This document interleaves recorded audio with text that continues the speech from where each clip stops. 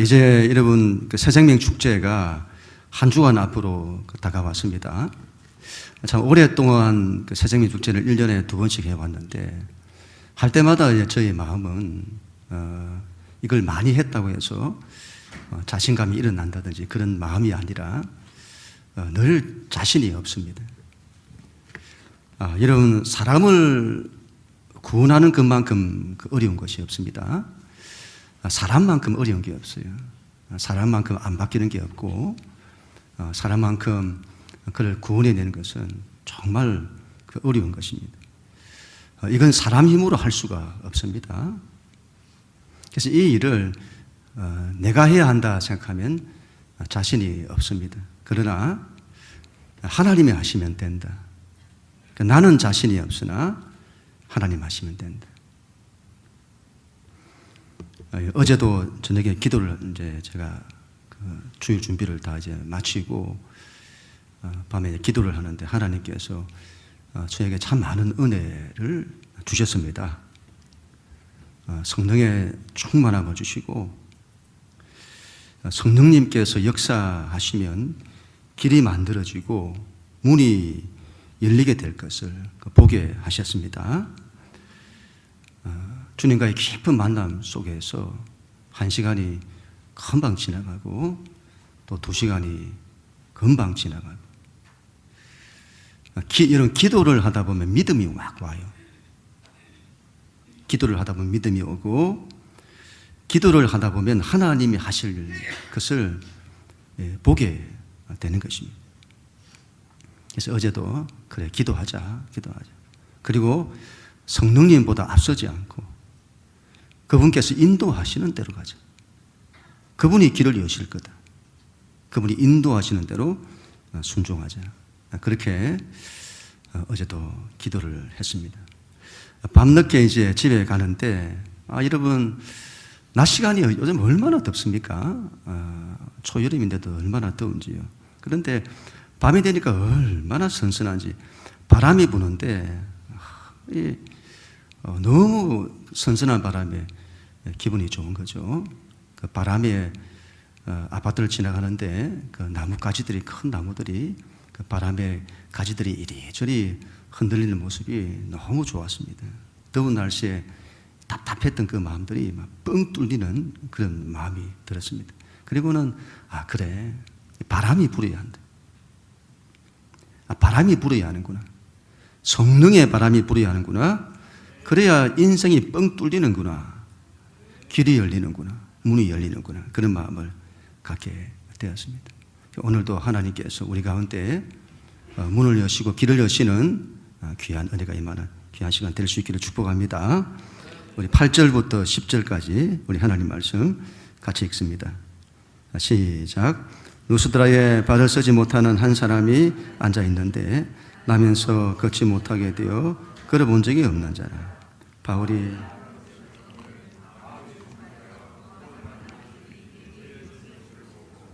큰 소리로 이르되 내 발로 바로 일어서라 하니 사람이 일어나 걷는지라. 아멘. 여러분 바울이 루스드라라고 하는 지역에서 전도를 합니다. 이곳에는 이제 유대인의 회당이 없습니다. 유대인들이 없다 이 말이죠. 여러분 바울이 유대인들에게 복음을 전한 것은 간단합니다. 그들은 구약 성경을 아는 거죠. 구약 성경을 압니다. 그들은 하나님의 약속이 무엇인지를 압니다. 그들에게 전도할 때는 하나님의 약속을 말하면 됩니다. 하나님께서 조상들에게 약속을 하셨다. 메시아를 약속하셨다. 그리고 다윗의 자손이 와서 하나님 나라를 이룰 거다. 그 다윗의 자손이 바로 예수 그리스도다. 그가 십자가에 죽으시고 부활하셨다. 그가 죽음을 이기고 살아나셨다. 수많은 증인들이 있다. 나도 그 증인이다. 이런 증언보다 더 확실한 것은 성경이 하나님 말씀이 그걸 예언했다. 그가 죽음에서 살아날 것을 예언했다. 그렇게 전도를 하면 되는 거죠. 그러나 이곳에는 유대인들이 없습니다. 전부 이방인들인 거예요. 구약 성경에 대해서 아무것도 알지 못하는 이방인들인 겁니다. 이들에게 어떻게 전도를 해야 할까요? 어떻게 전도를 해야 할까요? 하나님께서 여러분 어떻게 역사하신지를 보세요. 바울 일행이 전도를 하려고 하니까 복음을 전하여 영혼을 살리려고 하니까 하나님께서 길을 여시는 거예요. 문들을 여십니다. 한 안전병이를 만나게 됩니다. 날 때부터 안전병이 된 사람이죠. 마치 여러분 사도행전 3장에 나타난 성전 미문에 앉아있던 안전병이를 베드로와 그 일행이 예수 그리스도 이름으로 일으키잖아요. 그와 똑같은 사건이 일어나게 됩니다. 날 때부터 한 번도 걸어보지 못한 사람입니다. 한 번도 일어서 보지 못했다. 인생이 주저앉아 있었다. 아무런 인생의 소망 없이 살아가는 사람입니다. 그 사람이 바울의 말을 듣습니다. 그리고는 그 사람에게 구원받을 만한 믿음이 있음을 보고 그 사람에게 믿음이 있는 거예요. 그래서 바울이 예수 그리스도 이름으로 그를 일으킵니다. 놀라운 역사가 나타나는 거예요. 기적의 역사가 나타났습니다. 날 때부터 안전병이 있는 사람. 여러분, 그래서는 한 번도 발을 써보지 못한 거예요. 그러니 바짝 말라 삐뚤어져 있는 살도 없고 뼈만 남아있는 그 다리에 힘이 붙고 살이 붙어서는 그 사람이 벌떡 일어서게 된 것입니다. 놀라운 일이 일어난 거죠.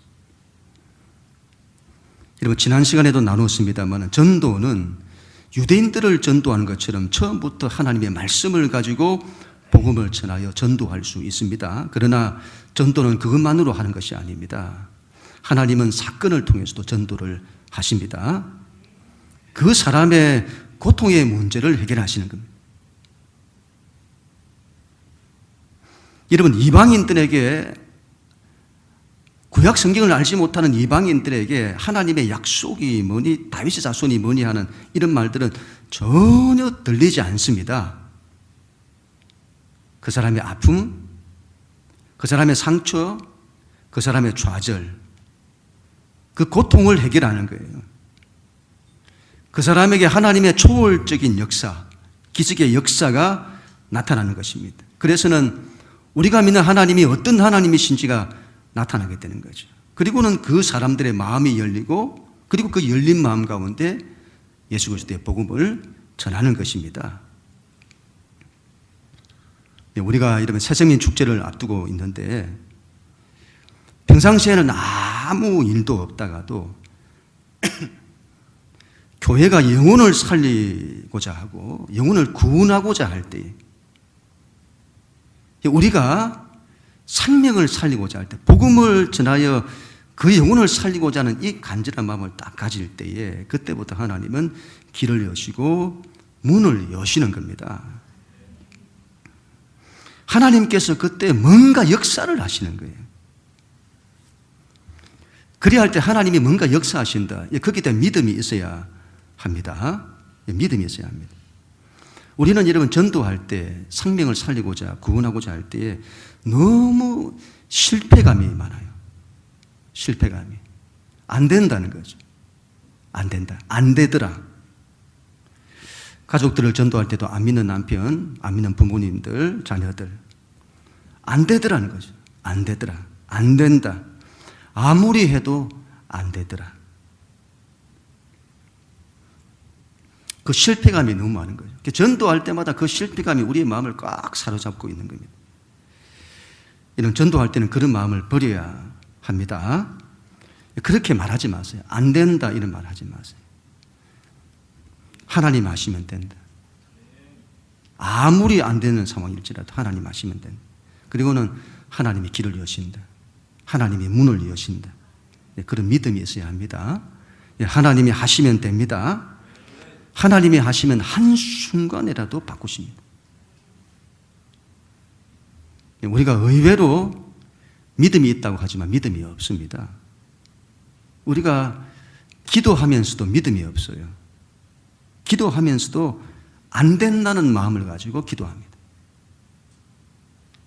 믿음이 있어야 합니다. 우리 힘으로는 안 되지만 하나님이 하시면 된다. 하나님 하시면 그 마음을 바꾸신다. 환경도 바꾸신다. 길이 만들어진다. 문이 열린다. 이제 한 주 남았습니다. 한 주간 우리가 이 믿음으로 일어서야 되겠습니다. 이 믿음으로 감당하십시다. 그럼 우리 모두가 다 될 수 있기를 축복합니다. 하나님께서 바울을 통해서 놀라운 일을 이루세요. 정말 상상할 수 없는 일이 일어난 것입니다. 이 일에 대한 사람들의 반응을 보세요. 11절 12절 같이 읽습니다. 시작. 우리가 바울이 한 일을 보고 누가 오니야 방언으로 소리 질러 이르되 신들이 사람의 형상으로 우리 가운데 내려오셨다 하여 바나바는 제우스라 하고 바울은 그 중에 말하는 자이므로 헤르메스라 하더라. 여러분, 날 때부터 안전병이 된 사람이 벌떡 일어서게 된 거예요. 여러분, 어떻게 그런 일이 일어날 수 있습니까? 어떻게 그런 일이 일어날 수 있어요? 사람들이 깜짝 놀란 겁니다. 얼마나 이 사람들이 놀랐던지 누가 오니야 방언이 튀어나왔다는 거잖아요. 당시는 공통어가 헬라어인데 헬라어를 써야 되는데 너무 놀라가지고 자기 본토어는 방언이 튀어나온 거예요. 이런 한 번씩 우리도 방언이 튀어나오잖아요. 집사람하고 급하게 어디 간다고 차를 타가지고 집사람이 운전해서 차를 타고 가는데 엉뚱한 길을 막 가는 거죠. 그때는 평상시 같으면 사모님 이쪽이에요, 그쪽이 아니에요 이렇게 돼야 되는데 너무 급하게 방언이 튀어나오는 거예요.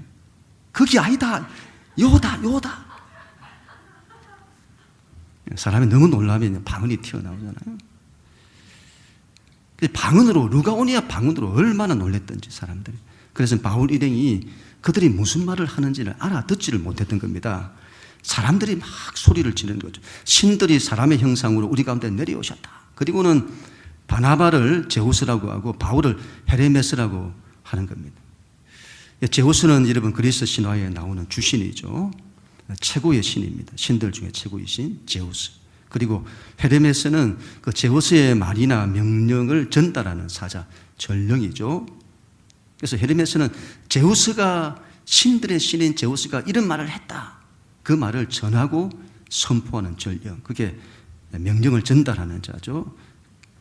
헤르메스인 겁니다. 아마 여러분 바나바가 외모가 바울보다 훨씬 나았던 것 같습니다.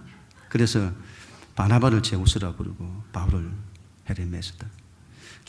바울은 여러분 그 연구에 의하면 이 사람은 키도 작고 그리고 다리도 안짱다리였다고요. 안짱다리.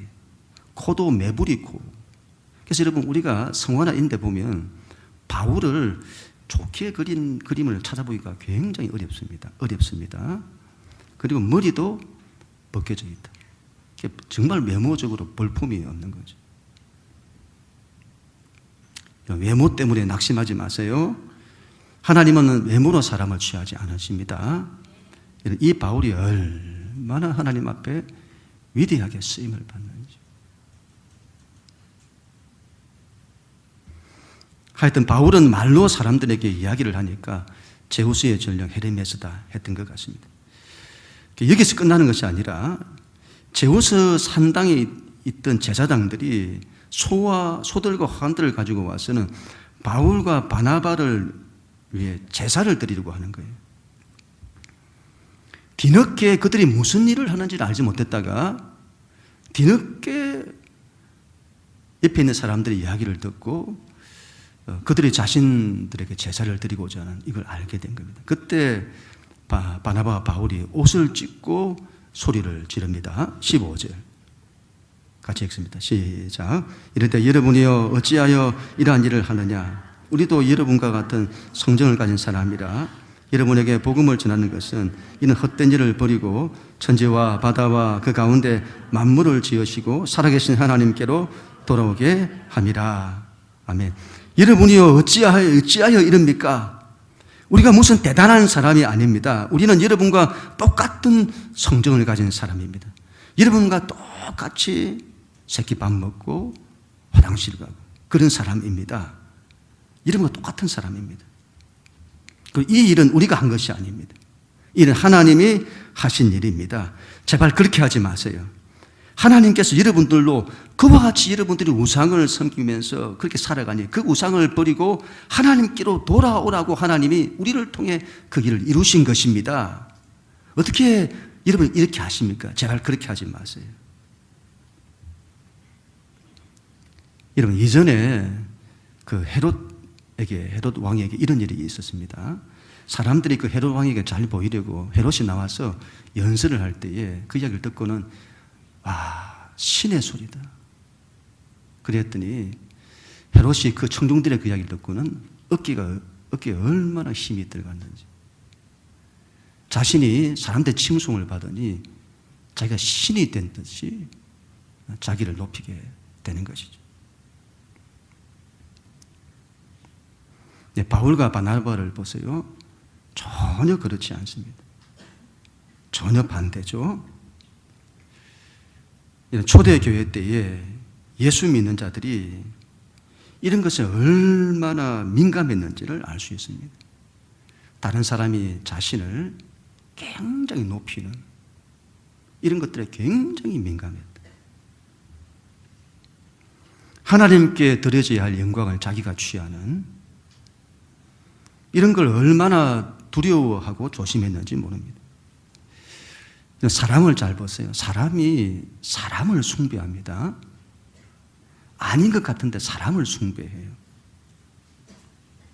그 사람에게 무슨 뛰어남이 있으면 그 사람을 숭배하려고 합니다. 근데 성경은 여러분, 사람이 하나님 앞에서 아무것도 아닌 존재라 이렇게 말하죠. 여러분, 다른 걸 보세요. 다른 어떤 종교나 다른 어떤 경전들을 보면 그 사람에 대해서 굉장히 높입니다. 근데 성경은 아무리 위대한 사람일지라도 그 사람이 하나님 앞에서 아무것도 아니다고 말하는 거예요. 바울이 소리치는 거죠. 이건 우리가 한 것이 아닙니다. 이것은 하나님이 하신 것입니다. 바울의 이 말은 우리가 믿는 신앙의 본질적인 부분을 말하고 있는 말씀입니다. 신앙은 사람을 바라보는 것이 아닙니다. 사람을 바라보잖아요. 그의 뛰어남과 위대함을 바라보려고 합니다. 신앙은 그런 것이 아닙니다. 하나님을 바라보는 것입니다. 또한 신앙은 환경을 바라보는 것이 아닙니다. 기적이 일어났다고 해도 그 기적이 목적이 아니에요.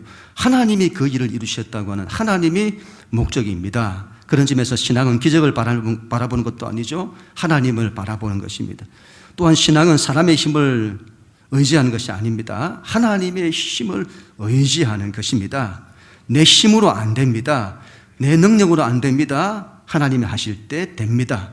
그래서 우리는 하나님이 하시게 해야 합니다. 그리고 하나님이 하셨다고 고백해야 합니다. 새생명 축제도 하나님이 하실 때 됩니다. 시선을 자신에게서 하나님께로 돌려야 합니다. 여러분 자신을 바라보면 안 되는 것만 보이게 될 거예요. 그런데 시선을 하나님께 돌리면 그때 할 수 있다고 하는 길이 보이게 될 것입니다. 그 믿음으로 일어서야 합니다. 하나님이 하시게 해야 합니다. 그리고 하나님께 영광을 돌려야 합니다. 그 우리 모두가 될 수 있기를 축복합니다. 여기서 끝났으면 얼마나 좋겠습니까? 그런데 여러분, 이 사건 이후에 큰 반대가 일어나게 됩니다. 여러분, 큰 반대, 그 위기 상황을 만나죠. 복음을 전하는 것만큼 영광스러운 것이 없습니다. 복음 전하는 것만큼 영광스러운 것이 없어요. 그런데 그 영광에는 이런 반대가 따릅니다. 우리 19절 같이 읽습니다. 19절 시작. 유대인들이 안디옥과 이고니온에서 와서 무리를 충동하니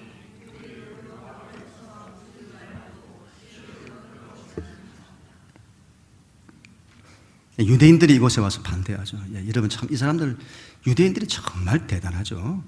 이 루스드라고 하는 이 지역에는 유대인들이 없어요. 근데 여러분 비시디아 안디옥이라는 곳과 이고니아라는 그곳에서 유대인들이 이곳까지 찾아와서는 바울을 반대하는 겁니다. 여러분 비시디아 안디옥에서 이고니온까지가 180km고 이고니온에서 이 루스드라고 하는 지역까지 거리가 120km인 겁니다. 그렇다면 여러분 비시디아 안디옥에서 이 루스드라까지는 300km가 되는 그 너무도 먼 거리인 거죠. 우리 지금 서울에서 부산까지 정도의 거리잖아요. 이제. 그 거리를 찾아가서는 바울을 반대하는 겁니다. 아마 이런 바울은 그들의 모습을 통해서 지난 세월에 자기 모습을 보게 되었을 겁니다. 바울이 여러분 예수 믿는 사람들을 그 사람들처럼 이전에 반대했던 겁니다.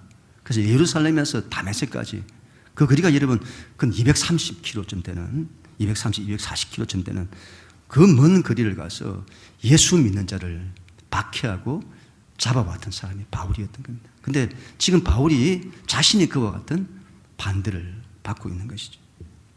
엄청난 반대가 일어나는 겁니다. 예수 믿는 것이 여러분 진리요 생명임이 여러분 틀림이 없습니다. 그건 일어나는 반대를 보면 알 수 있는 것입니다.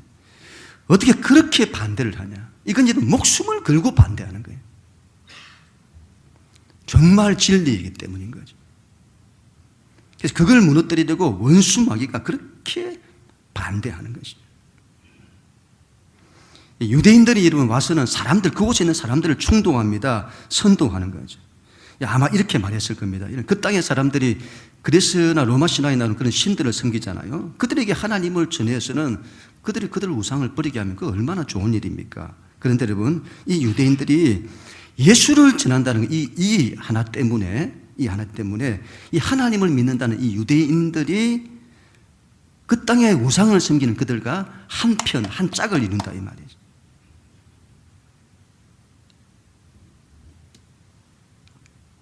아마 이렇게 말했을 겁니다. 저들이 너희 종교를 없애려고 그렇게 하는 거다. 너희가 제우스를 섬기는데 그걸 섬기지 못하게 하려고 저들이 지금 그렇게 하는 거다. 그렇게 사람들을 선동하는 거죠. 결국은 바울을 돌로 치게 합니다. 여러분, 돌을 사람에게 치는 것은 유대인들이 하는 거예요.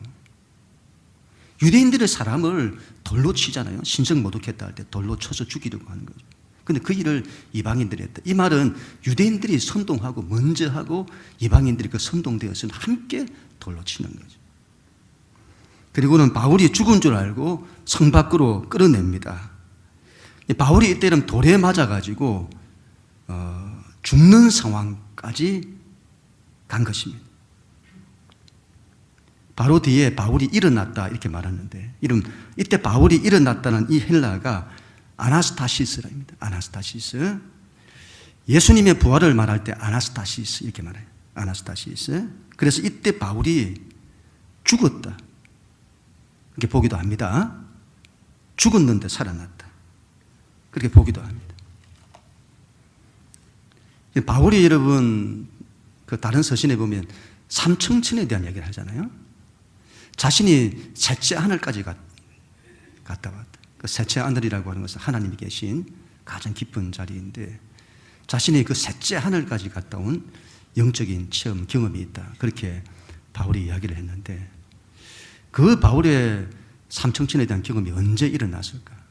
바로 이때 일어났을 거다. 그렇게 보기도 합니다. 죽는 상황까지 간 거예요. 아니 거의 죽은 것 같습니다. 여러분 스데반을 보세요. 스데반이 죽음의 상황, 순교의 상황, 죽을 상황에서 영안이 열립니다. 하늘이 열리고 하나님이 하늘 보좌 우편에 예수님께서 하나님 보좌 우편에 계신 것을 보게 되는 거죠. 이런 사람이 죽을 상황이 딱 되면 혼이 몸의 구석에서 떠나기 때문에 영적인 것들이 딱 열려요. 그래서 죽음을 앞둔 사람들이 뭔가를 보잖아요. 죽음의 사자가 찾아오는 것을 보기도 하고 어떤 세계로 빨려 들어가는 것을 보기도 합니다. 바울도 이때 거의 죽음의 상황까지 갔던 것으로 보여요. 아니 죽었는데 하나님이 다시 살리신 것으로 볼 수 있습니다. 그만큼 바울이 큰 반대를 받은 겁니다. 엄청난 반대를 받았죠. 보통의 사람은 여기서 다 무너집니다. 다 무너져요. 아니 왜 나에게 이런 고난이 오냐는 거죠. 내가 주를 위해서 뭔가 하려고 하는데 나 이렇게 신앙생활 열심히 하는데 이렇게 애를 쓰는데 무슨 이런 일이 일어나냐. 우리는 이런 걸로 다 넘어져요. 우리가 새벽 시간에 베드로 전후서를 나누고 있는데 초대 교회의 어려움이 여기에 있었습니다. 안팎으로 고난이 있는 거예요. 그 고난 때문에 성도들의 신앙이 실족하는 겁니다. 고난 때문에 예수를 믿다가 예수를 안 믿고 떠나버려요. 실족하는 거죠. 베드로는 말합니다. 고난이 있다. 믿는 자들에게는 고난이 있다. 그리고 그 고난에는 하나님의 큰 뜻이 있다. 고난을 통해서 그 사람에게 구원의 길이 열린다. 나의 고난을 통해서 그 사람에게 구원의 길이 열린다. 그리고 예수님을 위해서 당하는 고난은 반드시 복이 있다. 그리고 그 고난을 잘 견디라고 이야기합니다. 고난을 견디라. 이런 고난, 우리 신앙이 고난에 넘어지면 하나님의 은혜의 자리로 들어가지 못합니다. 바울이 이러면 얼마나 그 인생에 고난이 많았는지 모릅니다. 고린도 후서 11장 23절부터 27절의 말씀을 한번 보시면 정말 많은 고난을 겪었습니다. 이런 스크린 한번 보시면 내가 수고를 넘치도록 하고 옥에 갇히기도 더 많이 하고 매도 수없이 맞고 여러 번 죽을 뻔하였으니 유대인들에게 40에 하나 감한 매를 5번 맞았으며 3번 태장으로 맞고 1번 돌로 맞고 이 1번 돌로 맞았다가 이때인 거죠. 그리고 3번 파선하고 일주야를 깊은 바다에서 지냈으며 여러 번 여행하면서 강의 위험과 강도의 위협과 동족의 위험과 이방인의 위험과 시내의 위험과 광야의 위험과 바다의 위험과 거짓 형제 중에 위험을 당하고 또 수고하고 애쓰고 여러 번 자지 못하고 줄이며 목마르고 여러 번 굶고 춥고 헐벗었노라. 우리의 신앙은 이런 고난을 이겨내야 합니다. 신앙은 고난을 이겨내는 믿음이어야 합니다. 이런 성도의 실패가 여기에 있습니다. 고난 속에서 시험 들고 넘어지는 겁니다. 그래서는 안 됩니다, 여러분. 우리 예수님을 보세요. 바울을 보세요. 고난 속에서도 흔들리지 않으십니다. 예수님은 당신이 죽으시는 그 고난까지 당하셨습니다. 바울은 죽는 상황까지 가는 고난을 겪었지만 그래도 흔들리지 않습니다. 아니 여러분, 오히려 이런 바울을 통해서 하나님의 놀라운 역사가 일어나는 것입니다. 그래서 이런 점에서 우리의 신앙은 투트랙이다. 두 가지 길이 함께 가는데 한쪽에는 고난이 있다. 그런데 다른 한쪽에는 그 고난과 비교할 수 없는 하나님의 놀라운 은혜가 있다. 이 두 가지가 같이 가는 거예요.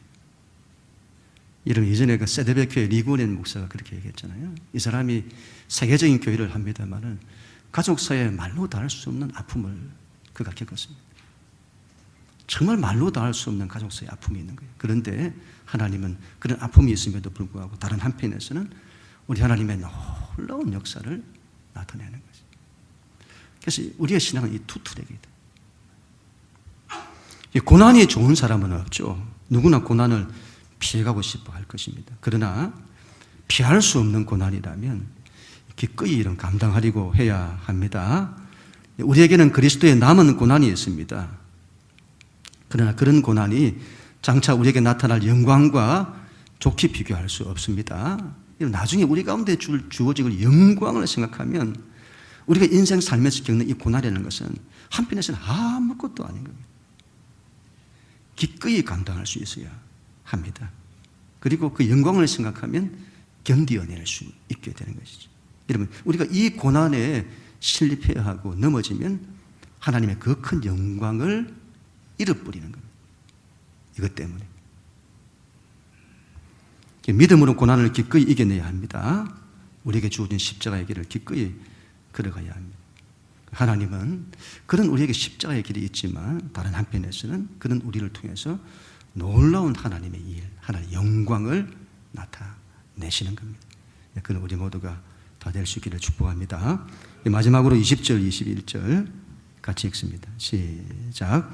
제자들이 둘러섰을 때에 바울이 일어나 그 성에 들어갔다가 이튿날 바나바와 함께 더베로 와서 복음을 그 성에서 전하여 많은 사람을 제자로 삼고 루스드라와 이고니온과 안디옥으로 들어가서 아멘.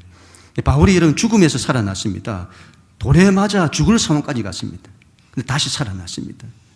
그렇다면 이 죽음의 상황에서 살아났잖아요.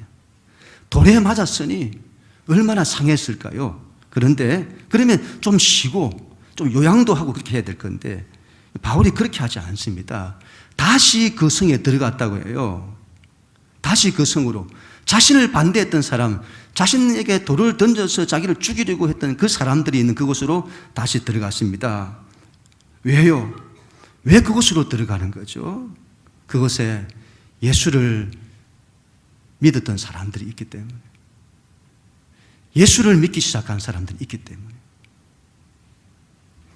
그들의 구원을 위해서, 그들의 믿음을 세우기 위해서, 그리고 그곳에 교회를 세우기 위해서 바울은 그곳으로 다시 들어가는 겁니다. 여러분, 바울의 모든 관심이 어디에 있는지를 보여주는 거예요. 바울은 자기에게 주어진 이 고난, 돈에 맞아 죽을 상황까지 가는 이런 고난도 예수 그리스도의 복음을 위해서는 아무것도 아닌 것처럼 여기는 거예요. 바울의 모든 관심은 사람들이 예수를 믿어 구원받는 데 있습니다. 그걸 위해서라면 나에게 주어진 어떤 고난이라도 내가 기꺼이 감당하겠다는, 이게 바울인 겁니다. 그의 모든 관심이 사람의 구원에 있습니다. 그리고 그곳에 교회를 세우는 데 있습니다. 그리고 바울은 그곳을 떠나서 더베로 가죠. 더베라는 지역으로 가서는 복음을 전하고 많은 사람들이 예수를 믿고 그의 제자가 됩니다. 여러분, 바울이 큰 고난을 당한 것이 한편에서는 또 큰 유익이 되기도 했습니다. 이 유대인들이 바울이 죽은 줄 알고 다 돌아간 거예요. 근데 바울이 살아났잖아요. 더베에 왔더니 더베에서는 유대인들이 다 돌아갔기 때문에 유대인들의 반대가 없이 복음을 마음껏 전할 수 있게 된 것입니다. 그리고 바울은 그곳에서 복음을 전하고 왔던 길로 돌아서 이제 가게 됩니다. 이 더베라고 하는 것은 바울의 고향인 다소가 그 근처에 있습니다. 가까운 곳에 있습니다. 그래서 바울은 고생을 했는데 고향인 다소에 가서 좀 쉬었다가 몸도 좀 추스리고 자신을 파송한 안디옥 교회로 가면 될 것입니다. 그게 여러분 그리상으로도 가깝습니다. 그런데 바울은 그렇게 하지 않고 왔던 그 먼 길을 바울은 돌아서 거꾸로 돌아서 갑니다. 더베에서 루스드라로, 루스드라에서 이고니온으로, 이고니온에서 비시디아, 안디옥으로 그 먼 거리를 돌아갑니다. 왜 그렇게 할까요? 그곳에는 바울을 반대하는 사람들이 있습니다. 그럼에도 불구하고 바울은 그런 것들을 두려워하지 않고 돌아갑니다. 오직 한 가지 마음뿐인 거지. 바울에게는 오직 한 가지 마음. 교회를 위해서 그렇게 하는 것입니다. 그곳에 세워진 교회와 성도들을 위해서 그렇게 하는 겁니다. 그들을 격려하고 그들이 아직 믿음이 약한 바라 그들의 믿음을 양육하기 위해서 돌아가는 겁니다. 여러분, 바울이 뭘 양육을 했을까요? 여러분, 첫 번째는 마음을 굳게 하고 너희가 믿음에 머물러 있어라 이렇게 가르치는 거예요. 바울은 믿음을 가르치는 겁니다. 그러니까 믿음으로 일어서야 된다. 믿음으로 일어서야 된다고 그렇게 가르치고 강조하는 거죠. 두 번째로는 고난이 있다는 거죠. 성도들이 고난 속에서 실족하는 거예요. 그런데 고난이 있다. 고난이 없는 것이 아니다. 고난이 있다. 너희는 그 고난을 이겨내야 한다. 여러분, 예수를 믿은 지 얼마 되지 않는 사람들에게 바울이 고난을 가르치는 거예요. 너희가 그 고난을 이겨내야 한다는 거예요. 고난이 없다고 말하지 않습니다. 여러분, 믿는 우리에게 고난이 없다. 그건 거짓된 가르침입니다. 믿는 우리의 인생은 형통한 길로 인도받습니다. 그러나 그 형통은 고난이 없고 어려움 없는 그런 형통이 아닙니다. 고난이 있으나 하나님의 뜻은 막힘이 없다. 하나님은 우리를 지키신다. 인도하신다. 고난을 견디고 이겨내라고 가르치는 겁니다. 믿는 사람은 고난을 이겨낼 수 있어야 됩니다. 그래야 믿음이 자라는 겁니다. 이걸 이겨내지 못하면 항상 그 문제로 넘어지는 거예요. 믿음이 자라지를 않습니다. 인생의 때마다 넘어지는 거예요. 그래서는 안 되겠습니다. 고난을 이겨내는 신앙이어야 합니다. 고난을 이겨내야 영광을 보게 되는 겁니다. 고난 뒤에 우리 가운데 주어진 하나님의 그 놀라운 은혜를 경험할 수 있는 거고 그 영광을 경험할 수 있는 것입니다. 이 고난에 넘어지면 그걸 보지 못한다 이 말이에요. 바울이 그걸 가르치는 거죠. 그리고 버가로 갑니다. 이 버가라고 하는 것은 이전에 그 마가가 그곳에서 돌아갔던 곳이 버가이고 바울이 그때 말라리아에 풍토병에 걸려서 큰 고생을 했던, 그래서 복음을 전하지 못하고 버가라는 지역을 그대로 통과했는데 바울이 그곳으로 다시 가서는 그곳에 복음을 전하고 그리고 아탈리아로 가서는 배를 타고 수리아 안디옥 교회, 자신을 파송했던 안디옥 교회로 돌아가게 되는 겁니다. 만 2년간의 전도 여행, 선교 여행, 모든 걸 다 마치고 바울은 선교 보고를 하죠. 하나님이 행하신 모든 일을 보고하고 이방인들에게 하나님이 믿음의 문을 여신 것을 보고하는 것입니다. 여러분, 새생명 축제가 한 주 앞으로 다가왔습니다. 우리 안에 안 된다는 마음이 자리 잡을 수 있습니다. 안 된다고 생각하지 마시고 믿음 가지고 기도하시면서 이 일에 순종하십시다. 올해는 여러분 참 많은 분들이 예배 시간에 나오셔서 기도를 하시고 계십니다. 그동안 제가 코로나 거치고 작년까지는 정말 새생명 축제를 한다고 해도 정말 몇 분 정도만이 여기에 마음을 같이 하고 함께 기도를 했었습니다. 그래서 그때는 정말 제가 다른 길이 없어가지고 정말 기도만 붙들고 했습니다. 하루에 3시간씩, 5시간씩 한 끼 금식하면서 그렇게 정말 기도하고 그때 하나님이 정말 은혜를 주셨습니다. 그런 상황에서도 하나님 은혜를 베풀어 주셨습니다. 올해는 정말 많은 분들이 오셔서 기도에 동참도 해주시고 또 얼마나 뜨겁게 기도를 해주시는지 올해는 마음이 함께 한다는 이 마음이 제게 있습니다. 하나님의 큰 은혜가 임하는 시간이 될 줄로 믿습니다. 새생명 축제 작정자 명단이 나왔습니다. 복도 데스크 위에 정리해서 올려놨는데요. 이번 한 주간 동안에는 그분들의 이름을 불러가면서 이런 기도하십시다. 그 외에도 여러분 작정하지 못하신 분들도 이번 한 주간 동안 다시 한번 작정을 하시고 우리 믿음 가지고 우리 하나님이 가장 기뻐하시는 이 영혼 살리는 일을 감당하십시다. 안 된다 생각하지 마시고 하나님 하시면 된다. 이 믿음 가지고 한번 해보십시다. 믿지 않는 가족들을 초청하시고 친구들 초청하시고 이웃들 초청하시고 장결자들도 초청하십시다. 하나님이 길을 여실 것입니다. 하나님이 문을 여실 것입니다. 성령님께서 우리의 기도에 응답하셔서 역사를 이루어 주실 것입니다. 그 일에 귀하게 쓰임받는 우리 모두가 다 될 수 있기를 주님